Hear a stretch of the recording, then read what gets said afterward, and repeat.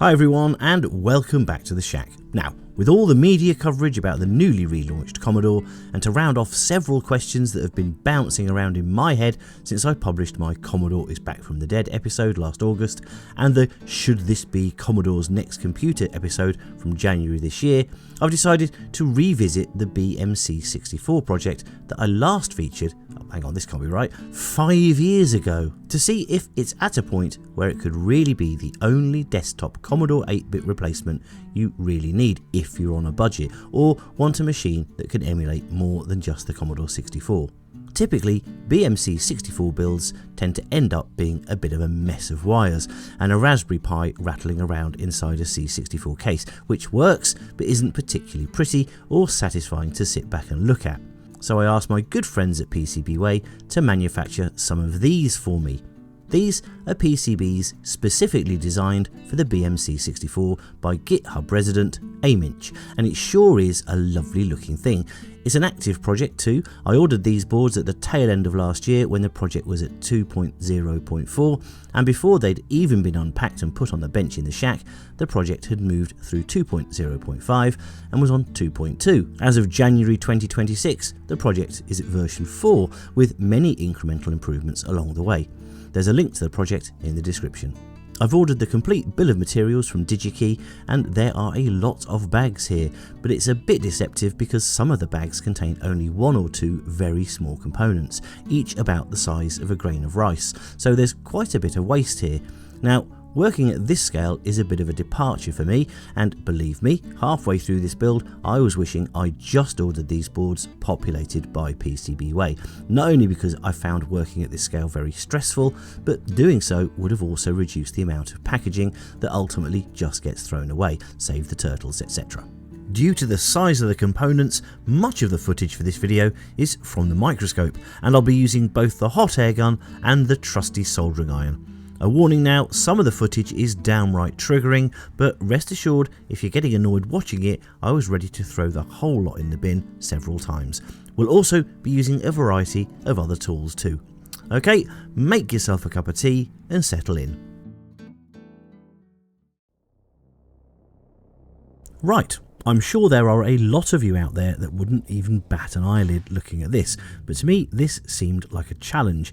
I only really considered doing this after successfully fixing a friend's Xbox last year, which needed not only a new HDMI connector but also a repair to the trace, which was a wire this big on my little finger. I'm going to be trying and failing a variety of ways through this, and I'll try to keep the commentary light so you can really enjoy, yeah, let's go with that, enjoy it.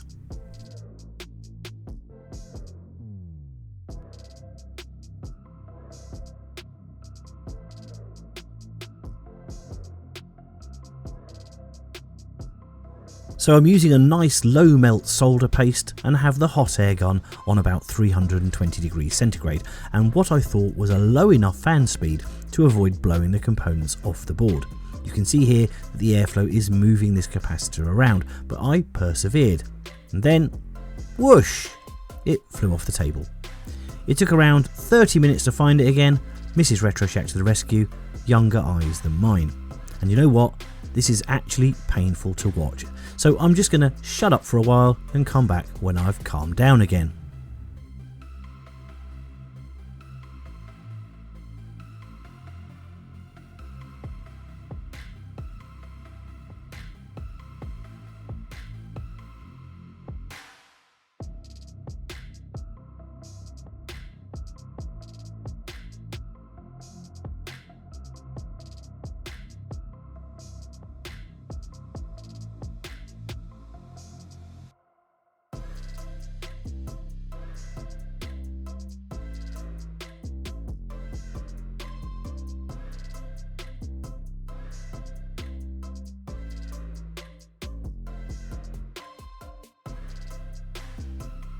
Unconventional, I know, but it looks okay. I still felt like hot air was the way to go, but I really wasn't confident that I could keep these small bits actually on the board. Let's try and sit through these next few components, and you can see me attempting all sorts of, I don't know, I feel using the word techniques is inappropriate for this debacle, but let's go with it for now.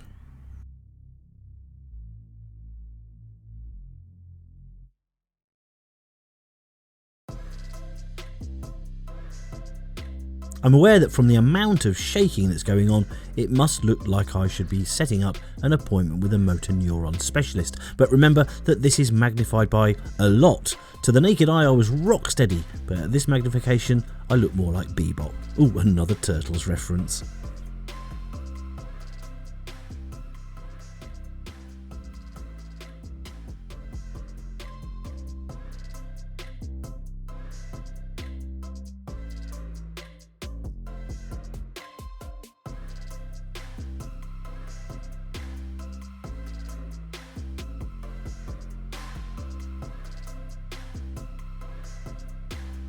I really thought I had that one there for a moment. Oh well, moving on.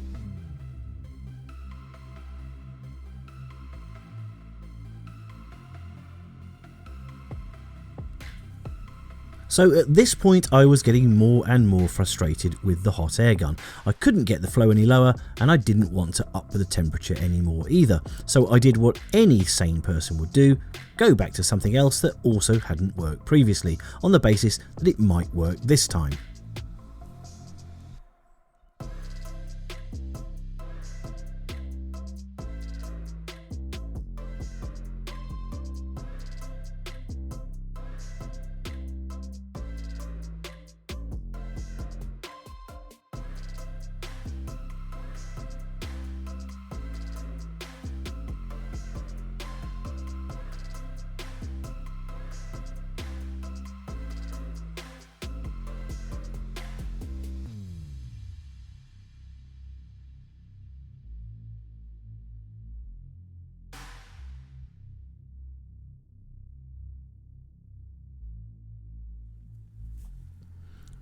Now, you remember how earlier I mentioned that I wish I'd just ordered these PCBs pre-populated from PCBWay. Well, at this point I was ready to just throw these away and just go down that route, but I'm not a quitter, you guys have seen that in past videos, so I carried on. My recommendation to you though would be to take advantage of the pre-population service through PCBWay. Their components are exceptionally good quality, the service is really good value, and you don't end up wanting to pull your own arms off through frustration.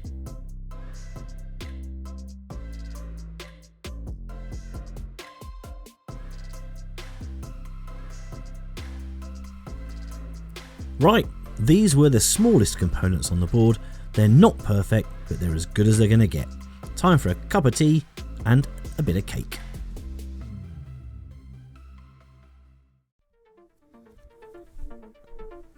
Tea and cake sort everything out, and feeling like the worst was out of the way, watch with amazement how I storm into these comparatively chunky TVS diodes that provide the ESD circuit on the joystick ports. I mean, these are practically house-sized compared to those other components. What could possibly go wrong? If you like the idea of creating your own PCB and have a great idea but don't know where to start, you may want to consider using PCBWay's design service. Their engineers can help you from prototype to a final solution, and I'll be showcasing that soon in a new project, so keep an eye out for that. So here I'm creating a flux and liquid solder mix right off the bat, and then using the hot air gun, lowest airflow, temperature at 350C, and that seems to work a treat. Secure the back legs with the iron because I'm still not 100% confident this won't blow away, never to be seen again, and then with those secure, the hot air does the rest. And I'm pretty happy with how that went on. Didn't feel the need to sit in a dark room crying for an hour afterwards, so that's progress, right?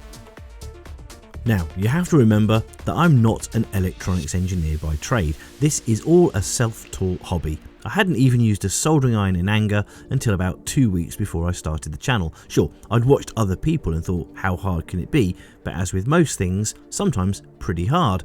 I'm much happier with through-hole components, but I always think you shouldn't shy away from something tough.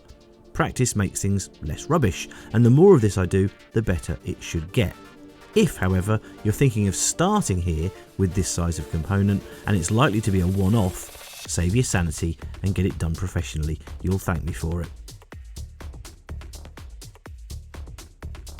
As you can see, by this point I was getting pretty confident with the gun. I felt I had the flow rate and temperature set just right. I was getting that lovely feeling of calm combined with the growing sense of this is all going too well now.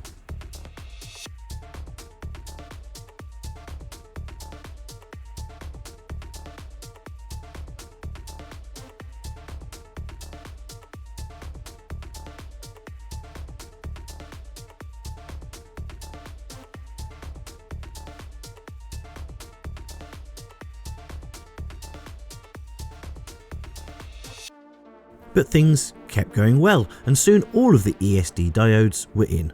I had another tiny resistor to put in that I'd failed to notice earlier, but thought I'd just carry on with the, yes, I'm happy to use the word technique now, that I'd been using on the diodes. Low airflow, temperature at 350C, mix the solder and flux, clean the pads, place the part, heat it up, clean it up. Looks good, doesn't it?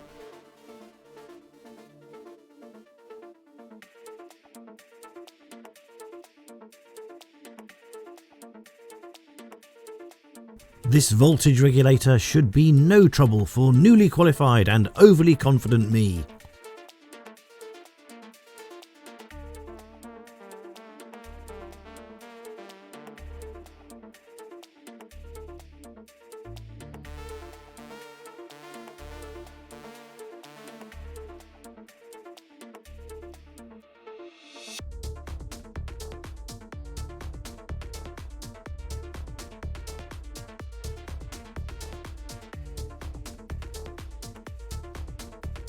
So if you're still with me on this odyssey, then I'm fully expecting you to have felt the need to comment with either a well done that man, jolly good show, or a what a total numpty, you couldn't find your nose with both hands, or somewhere in between. And you know what, I'll probably agree with all of you depending on where I was throughout this. At times I felt like the solder king, and at other times I felt it best to just leave the tent and wander onto the ice flow. But I always want to be honest about the experience I go through with these projects, because it may just inspire, educate and inform should someone out there be considering it for themselves. And it's important to know that these things aren't always plain sailing. Sometimes things do go wrong. Speaking of which, let's take a look at the USB-C port. The USB power port is a sizable part, but the pins and pads are even tinier than the resistors and capacitors we started with. But I'm a more weathered and weary traveller now, so we'll just take a crack at it. So you're watching this and thinking, well, what's gone wrong here? That looks factory fresh the way you fitted that. And it is, but in the interest of honesty, it was about the third attempt. The first time, some of the liquid solder ran through and shorted out the pins underneath. The second time, same thing, but also the solder ran into the holes that secure the part of the board. And each time I had to remove the part and start again. But third time was the charm. In hindsight, I should have just drag soldered this with normal solder as I would normally do. But it does prove that you can't be a one-trick pony with this stuff. It's about choosing the right technique for the part you have in front of you. Enough said, let's move on.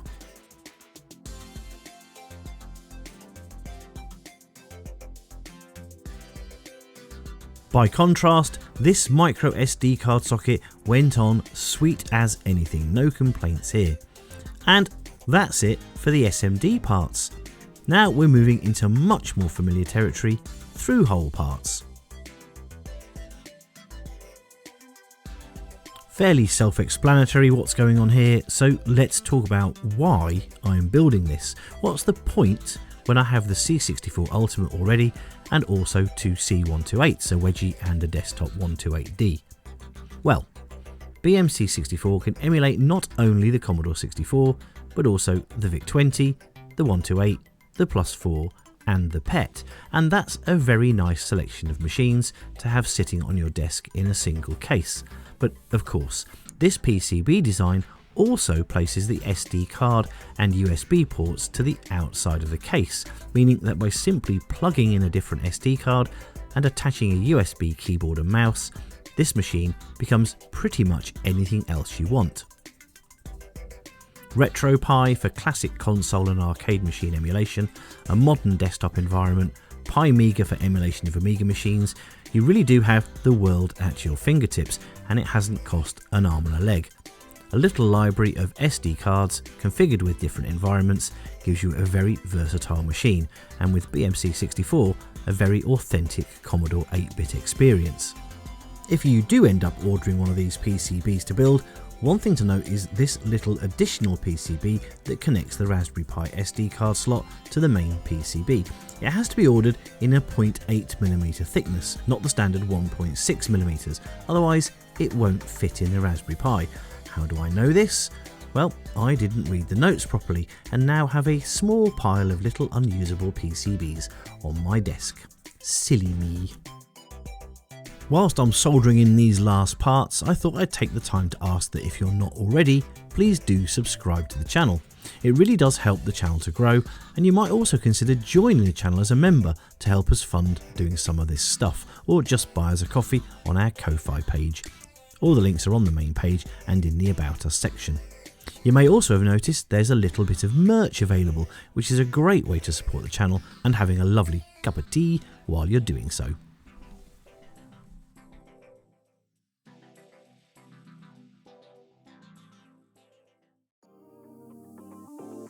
I was going to cover all the features of BMC64 in this video as well, but it's turning into a bit of a monster as it is, so I'm going to make this a focus on the hardware side of doing this, and I'll point you in the direction of fellow YouTuber Jan Beta, who has just completed his own series on the BMC64.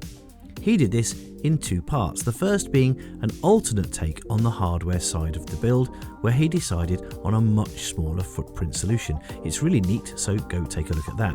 And his second video focuses on the BMC64 software itself and setting it all up to work with the various emulated machines. He's done a much better job on that than I would have, so please go take a look.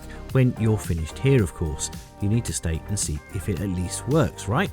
So the build is finished. It took me around 5 to 6 hours in total, including time spent finding parts that pinged out of my tweezers and into the carpet. The only thing to do software side is to burn the BMC64 image to an SD card, copy the legally obtained system ROMs to their respective folders, place the firmware file from the BMC64 PCB site onto the Raspberry Pi Pico so it knows how to handle the keyboard, and Bob's your auntie's living lover. So I appreciate you bearing with me, and thanks of course to PCBWay for supporting the channel and providing the PCBs for me to muck about with. The link to this project is in the description. Why not have a go? Okay, last thing, does it actually work with the correct SD card, with the Pico software burnt? For you, right. Go and watch Jan's videos on setting the darn thing up. Until next time in the shack, goodbye from me.